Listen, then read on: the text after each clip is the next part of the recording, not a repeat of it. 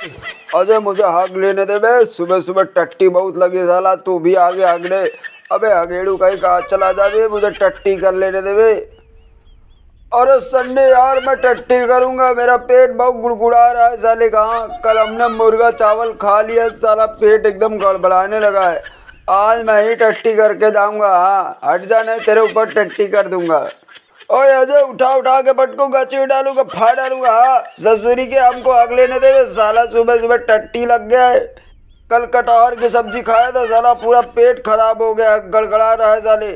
हट जा, हमको टट्टी कर लेने दे। हाँ नहीं उठा के पटकूंगा, लैट्रिन के अंदर घुस जाएगा तू। हाँ ओ सन्नी तुझको उठा के इन लैट्रिन में घुसेड़ दूंगा। हाँ मुझे टट्टी कर लेने दे। हाँ है अजय, देखता कौन किसके ऊपर टट्टी करता है। हाँ तेरे मुंह पे टट्टी हक दूंगा, बता दे रहा हूँ, नहीं चला जाए यहाँ से। हाँ सन्नी हम तुम्हें ऊपर टट्टी कह दे, तुम्हें खोपड़ी ऊपर बता दे, नहीं चले जाओगे सर। यहाँ बहुत तेज लागा का, तुम सारे आगे नहीं दिया तो हमका तुम्हारी ऐसे तैसी।